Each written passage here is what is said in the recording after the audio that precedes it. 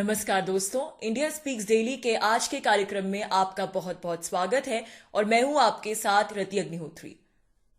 America अब Hindu phobia का गढ़ बनता जा रहा है और इसका बिल्कुल ताजा उदाहरण जो हमारे सामने है वो है कैलिफोर्निया का एंटी कास्ट डिस्क्रिमिनेशन बिल।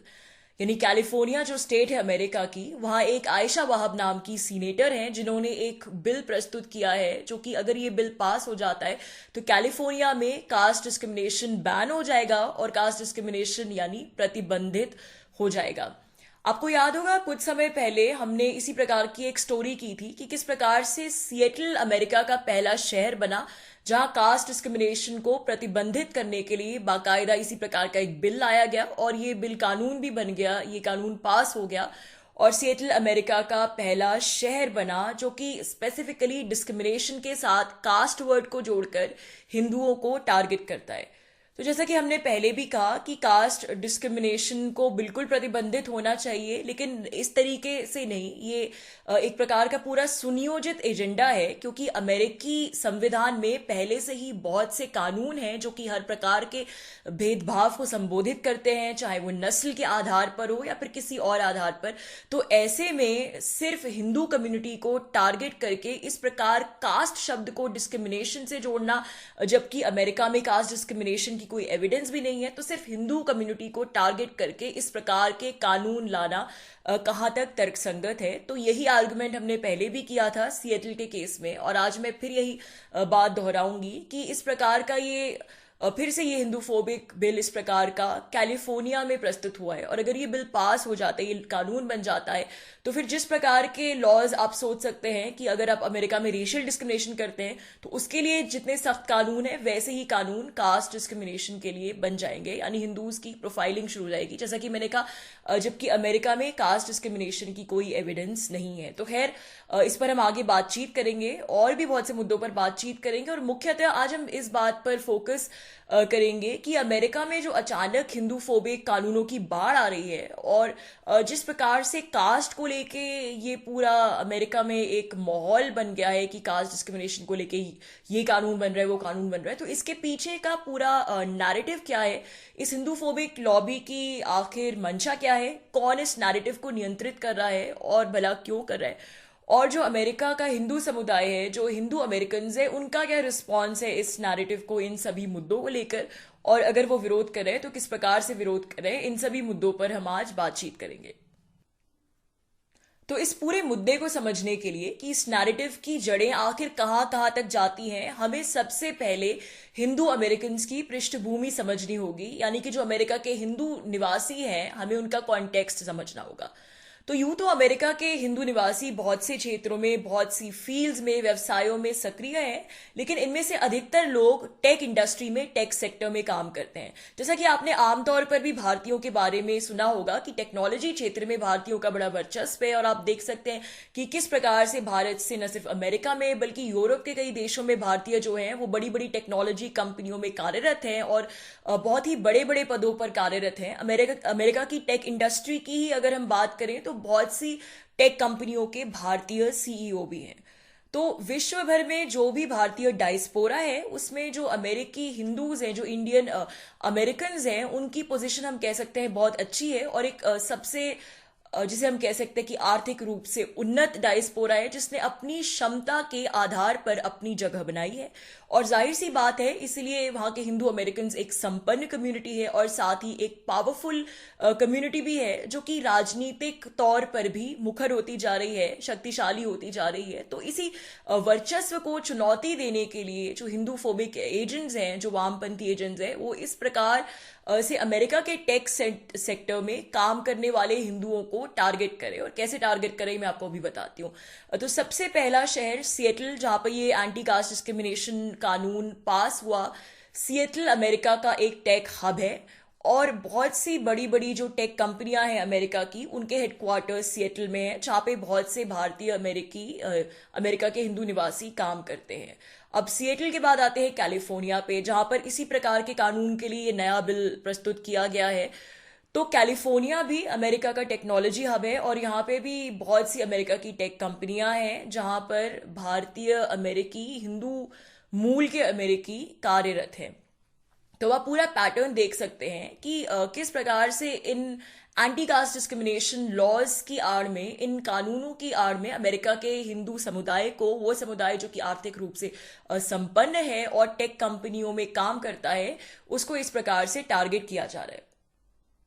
तो अमेरिका के हिंदू समुदाय को बहुत ही सुनियोजित एजेंडे के तहत अलग अलग मोर्चों से टारगेट किया जा रहा है। जो कास्ट को लेकर कानून बन रहे हैं, कानून पास हो रहे हैं असेंबलीज में, वो तो सिर्फ इसका एक ही पहलू है, लेकिन इसके अलावा भी बहुत से कई और पहलू हैं जो हमें समझने होंगे। अमेरिकी यूनिवर्सिटीज में, वहाँ की टेक्नोलॉजी एजुकेशन में, साइंस एजुकेशन में और वहाँ की कंपनीज में, जैसा कि मैंने कहा विशेषकर की टेक कंपनीज में इस प्रकार का माहौल बनाया जा रहा है, इस प्रकार के प्रपोजल्स प्रस्तुत किए जा रहे हैं, जिसके अंतर्गत आगे जाके अमेरिका में वो समय दूर नहीं है कि जिस प्रकार से भारत के गवर्नमेंट क्षेत्र में कास्ट के नाम पर रिजर्वेशन होता है, आरक्षण होता है, वैसे ही अमेरिका की प्राइवेट टेक कंपनियों में भी कास्ट को लेकर आरक्षण होगा कि अगर आप किसी कंपनी में इंटरव्यू देने जाते हैं और आप में प्रतिभा भी है, आप अगर उस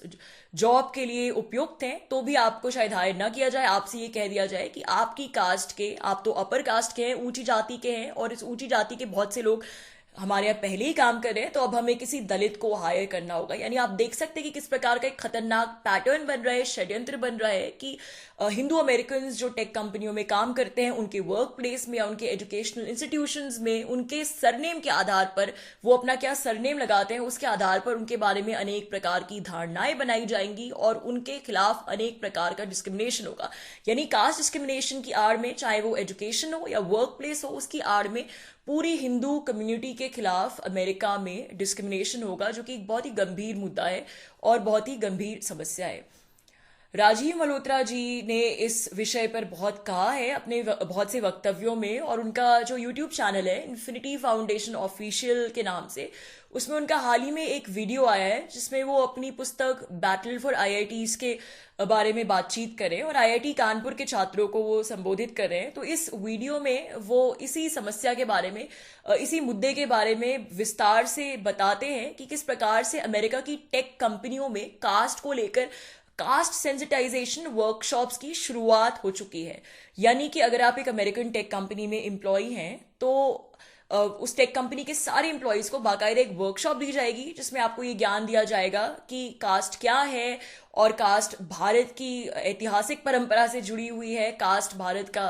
का इतिहास है और किस प्रकार से उच्च वर्ग के लोग लोअर कास्ट के लोगों को हिस्टोरिकली भारत में प्रताड़ित करते आए, उन पर अत्याचार करते हैं, और किस प्रकार से जो उच्च वर्ग होता है वो दलितों पर अत्याचार करता है, और किस प्रकार से हिंदुइज्म में ये 4 वर्ण हैं और जिससे कास्ट निकल के आए। तो आप सोच सकते हैं कि किस प्रकार का विष उगला जाएगा इन वर्कशॉप्स में कास्ट सेंसिटाइजेशन के नाम पर। आप खुद ही सोच कर देखिए कि आप अगर एक हिंदू अमेरिकन हैं और आप किसी टेक कंपनी में काम करते हो और आप इस प्रकार की कोई वर्कशॉप अटेंड कर रहे हैं, और आप ही नहीं कर रहे, खाली दूसरी वहां पर जो दूसरे समुदाय के कितने दूसरे समुदायों के लोग जो काम करते हैं, जो कितनी दूसरी नेशनैलिटीज के लोग भी काम करते हैं, क्योंकि अमेरिका एक मल्टीकल्चरल सोसाइटी है, जाहिर सी बात है, तो वो सभी इस वर्कशॉप को आपके साथ अटेंड करें, लेकिन फोकस में, स्पॉटलाइट में आपकी हिंदू आइडेंटिटी है और आपके बारे में बताया जा रहा है कि आप एक एसेंशियली एक खराब व्यक्ति हो जो कि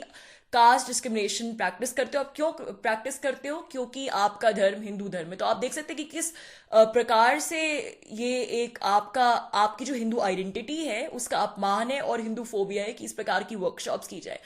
क्योंकि ये सवाल हम सभी के जहन में उठता है कि अगर इस प्रकार की वर्कशॉप्स करनी है सेंसिटाइजेशन, तो कास्ट के अलावा भी बहुत सारे मुद्दे हैं समाज में लेकर। इंडिजिनस अमेरिकन का मुद्दा है, जो वहाँ के ओरिजिनल इनहैबिटेंट्स थे, उनके बारे में क्यों नहीं इस प्रकार की सेंसिटाइजेशन वर्कशॉप्स कराई जा रही। या फिर ऑस्ट्रेलिया के जो मूल निवासी थे, जिनको लेकर मैंने एक अलग वीडियो भी बनाया था, ऑस्ट्रेलिया के मूल निवासियों का मुद्दा है, उनको लेकर ऐसी वर्कशॉप्स करें। या फिर दूसरे धर्मों की बात करें, क्रिश्चियनिटी में ही कितने सेक्स होते हैं जो कि आपस में भिड़ते रहते हैं और ये अपने आप को एक दूसरे से श्रेष्ठ समझते हैं, तो उनको लेकर क्यों नहीं सेंसिटाइजेशन वर्कशॉप्स होती। तो ये एक बहुत ही सुनियोजित, किसी को भी ये बहुत ही, जिसमें भी कॉमन सेंस है उसको ये एक सुनियोजित षड्यंत्र ही लगेगा कि आप एक अंतर्राष्ट्रीय वर्क प्लेस में, एक अंतर्राष्ट्रीय एक दूसरे देश में जहां पर अलग अलग समुदाय के लोग रहते हैं, अलग से हिंदुओं की निटपिकिंग करके उनको इस प्रकार से टारगेट कर रहे हैं, कास्ट के नाम पर उनके खिलाफ कानून ला रहे हैं और हर जगह वर्क प्लेस में कास्ट कास्ट कास्ट करके आप इस प्रकार का सुनियोजित प्रोपोगंडा खेल रहे हैं। राजीव मल्होत्रा जी की जो किताब है दी बैटल फॉर आईआईटीज, वो उनकी एक नई किताब है। और इस पुस्तक में, ये पुस्तक एक प्रकार का रिफ्यूट है एक दूसरी पुस्तक को लेकर जो कि कुछ समय पहले लिखी गई थी। और अजंता सुब्रमण्यम नाम की एक स्कॉलर ने, एक सोशल साइंस स्कॉलर ने ये पुस्तक लिखी थी, जिसमें उन्होंने आईआईटी पर बहुत ही गंभीर आरोप लगाए थे। और इस प्रकार के आरोप लगाए थे कि आईआईटी जो है वो कास्ट डिस्क्रिमिनेशन का गढ़ बन चुका है, और आईआईटी में लो कास्ट के छात्र होते हैं उनके खिलाफ डिस्क्रिमिनेशन होता है, उनको इक्वल अपॉर्चुनिटीज नहीं मिलती, और एडमिशन में भी लो कास्ट स्टूडेंट्स को एडमिशन नहीं देते, सिर्फ हाई कास्ट को। मतलब इस तरीके की बहुत ही मनगढ़ंत बेसिर पैर की पुस्तकें बेसिर पैर की बातें इस पुस्तक में थी। और बहुत बड़े पब्लिशिंग हाउस ने, मेरे ख्याल से हार्वर्ड प्रेस ने ही ये पुस्तक छापी थी, प्रकाशित की थी। तो इस पुस्तक को रिफ्यूट करते हुए ही राजीव मल्होत्रा जी ने द बैटल फॉर आईआईटीज करके ये पुस्तक लिखी है, जिसमें वो बताते हैं कि किस प्रकार से ऐसा माहौल बन रहा है कि आने वाले समय में भारत के एजुकेशनल इंस्टीट्यूशन, जो भारत के प्रीमियम एजुकेशनल इंस्टीट्यूशन है, उनको बाकायदा कास्ट के नाम पर इस अटैक किया जाएगा। और हमारी जो मेरिटोक्रेसी है, जिसकी वजह से हम इतने अच्छे साइंटिस्ट या इंजीनियर्स प्रोड्यूस कर रहे हैं, उस मेरिटोक्रेसी पर कास्ट के नाम पर इस प्रकार से अटैक किया जाएगा, उस सिस्टम को तोड़ने की कोशिश की जाएगी। हमको लग सकता है कि हम भारत में बैठे हैं तो अमेरिका में ये इस प्रकार का कास्ट डिस्क्रिमिनेशन की बात हो रही है, टेक कंपनीज में वर्कशॉप हो रही है, तो इससे हमें क्या फर्क पड़ेगा। लेकिन राजीव मल्होत्रा जी भी यही कहते हैं कि इससे हमें फर्क पड़ेगा, क्योंकि भारत की जो टेक इंडस्ट्री है और हमारा जो टेक एजुकेशन है वो अमेरिका की टेक इंडस्ट्री से जुड़ा है। तो अगर अमेरिका में ये सब हो रहा है, तो कल को वो दिन भारत में भी दूर नहीं जब यहाँ की टेक कंपनियों में भी, यहाँ के जो टेक जॉब्स है वो भी इस प्रकार की कास्ट सेंसिटाइजेशन वर्कशॉप्स करेंगी। और इसके अलावा हायरिंग में भी डिस्क्रिमिनेशन करेंगी, कास्ट के नाम पर कोटा करेंगी, या फिर इवन वो दिन दूर नहीं जब आईआईटी जैसे शिक्षण संस्थानों में भी कास्ट के नाम पर कोटा होगा कि इतने छात्र इस कास्ट के होने चाहिए, इतने छात्र उस कास्ट के होने चाहिए। तो आप देख सकते हैं कि ये कितना खतरनाक षड्यंत्र है। और इसलिए इस पूरे नैरेटिव को समझने की हमें जरूरत है कि ये बातें तो अमेरिका में हो रही हैं, लेकिन इसके तार जो है वो भारत से भी जुड़े हैं। अब एविडेंस के मुद्दे पर आते हैं कि अमेरिका में कास्ट डिस्क्रिमिनेशन को लेके ये जो कैलिफोर्निया में बुल बिल प्रस्तुत हुआ है, फिर जो सिएटल में लॉ पास हुआ था, इनके पास कास्ट डिस्क्रिमिनेशन की एविडेंस क्या थी। एविडेंस के नाम पर बस एक ही केस इन लोगों के पास था जिसको ये बड़ा चढ़ाकर मीडिया में उछालते हैं, और वो है सिस्को लॉ सूट। अमेरिका की एक कंपनी है, टेक कंपनी सिस्को, और 2020 में सिस्को के 2 हिंदू एम्प्लॉयज के खिलाफ एक लॉ सूट दायर किया गया था, जिसमें इस प्रकार के आरोप लगाए गए थे कि उन्होंने वहीं पर काम करे एक दलित एम्प्लॉय के खिलाफ डिस्क्रिमिनेशन किया था। और किस प्रकार का डिस्क्रिमिनेशन किया था, इस तरीके के आरोप लगाए गए थे कि उस दलित एम्प्लॉय को आगे बढ़ने के उतने अवसर प्रदान नहीं किए गए कंपनी में, प्रमोशन वगैरह के लिए जितने उसको मिलने चाहिए थे, और साथ ही में उसको पे बहुत कम मिलती थी जबकि उसकी पोजीशन अच्छी थी। इस प्रकार के कुछ आरोप लगाए गए थे।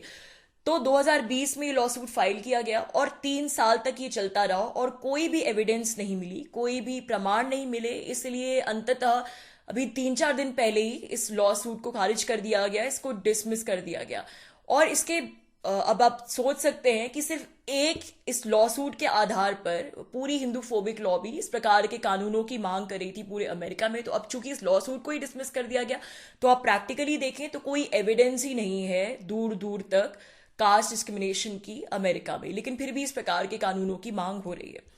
और अब यहाँ पर आप अमेरिका की जो वामपंथी लॉबी है, जो वामपंथी मीडिया है, उसके प्रोपोगंडा के तार कहाँ कहाँ तक फैलते हैं आप देख सकते हैं कि जिस पर कि ये लॉ सूट जैसे ही डिसमिस हुआ तो उन्होंने इस अमेरिका के मीडिया में आप जो भी अभी न्यूज पढ़ेंगे इस विषय को लेकर, तो कोई भी न्यूज आपको ये नहीं बोलती कि लॉ सूट डिसमिस हो गया, बल्कि इस प्रकार से न्यूज की हेडलाइंस आप देख सकते हैं कि जो 2 इंडिविजुअल्स थे उनके खिलाफ तो लॉ सूट डिसमिस कर दिया गया, लेकिन सिस्को के विरोध में जो केस है वो अभी भी है। यानी कि न्यूज के माध्यम से पूरा नैरेटिव बदल दिया गया ताकि लोगों को ये ना लगे कि ये केस डिसमिस हो गया। तो आप देख सकते हैं कि इस प्रोपोगंडा के, इस षड्यंत्र के तार कहां कहां तक फैले। अब आखिर में हम हिंदू अमेरिकन समुदाय के विरोध पर आते हैं कि अमेरिका में जो कुछ भी हिंदुओं को लेकर ये घटित हो रहा है, वहां का हिंदू अमेरिकन समुदाय किस प्रकार से एक्टिव है और किस प्रकार से इन कानूनों के, इन बिल्स के विरोध में प्रोटेस्ट कर रहा है। तो अमेरिका का हिंदू समुदाय खासा एक्टिव है और यहाँ बहुत से वॉलंटरी ऑर्गेनाइजेशंस हैं जो हिंदुओं ने अपने एक्टिविज्म के लिए, अपने अधिकारों की लड़ाई के लिए खुद बनाए हैं। कोहना एक ऑर्गेनाइजेशन है, coalition of Hindus of North America, और HAF हिंदू अमेरिका फाउंडेशन करके एक ऑर्गेनाइजेशन है जो बहुत एक्टिव है, और आपको इनके नाम तमाम न्यूज में भी दिख जाएंगे। अभी मैंने इससे पहले जो स्टोरी की थी जॉर्जिया को लेकर कि किस प्रकार से जॉर्जिया की पार्लियामेंट में एक प्रस्ताव पारित हुआ हिंदू फोबिया को लेकर, कि हिंदू फोबिया का बहिष्कार किया गया उस प्रस्ताव के अंतर्गत। उस प्रस्ताव को पारित कराने में भी ये जो कोहना ग्रुप है, coalition of Hindus of North America, इसने बेहद सक्रिय, बेहद महत्वपूर्ण भूमिका निभाई। तो ये एक अच्छी बात है कि अमेरिका में हिंदूज बहुत एक्टिव हैं और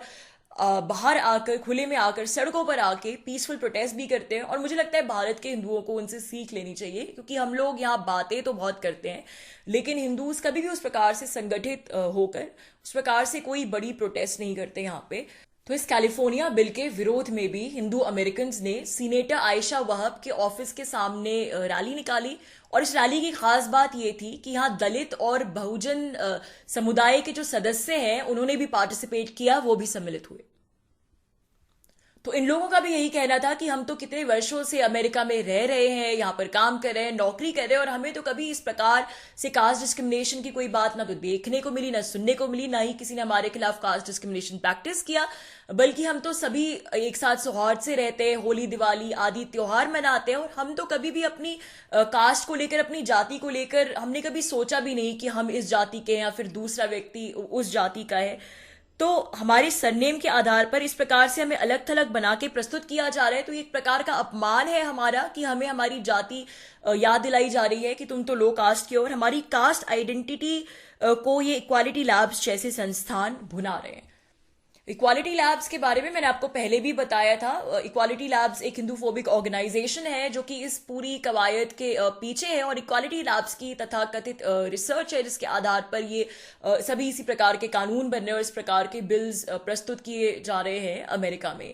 तो अब आखिर में मैं बस यही कहना चाहूंगी कि अमेरिका में जो कुछ भी हो रहा है कास्ट को लेकर, ये जो नैरेटिव है, तो इस कास्ट के नैरेटिव के तार भारत से भी जुड़े हुए हैं। और जैसा कि हम जानते हैं कि भारत की राजनीति का एक अभिन्न अंग है कास्ट, और ये अनफॉर्चुनेट है लेकिन ये सही है कि आज के समय में भी चाहे पॉलिटिकल पार्टीज, राजनीतिक दल जितनी भी विकास की बात करें, जितनी भी डेवलपमेंट की बात करें, लेकिन जब इलेक्शंस आते हैं, चुनाव आते हैं, तो उसके सारे समीकरण जाति के, कास्ट के इर्द गिर्द घूमते हैं, और कास्ट के नाम पर हिंदुओं में वोटों का पोलराइजेशन चलता है भारत में। और हमारे चुनाव आज भी इसी कास्ट के समीकरण से जुड़े, यहाँ तक कि उम्मीदवार तक इस बात पे खड़े किए जाते हैं कास्ट के समीकरणों को ध्यान में रखकर। तो ये जो कुछ भी अमेरिका में हो रहा है कास्ट को लेके, और जो वहाँ की हिंदूफोबिक लॉबी, वामपंथी लॉबी किस प्रकार से कास्ट के नैरेटिव का प्रयोग कर रही है अमेरिका, हिंदू अमेरिकियों को परेशान करने के लिए, इसका जो अल्टीमेट टारगेट है वो भारत है। इसका अल्टीमेट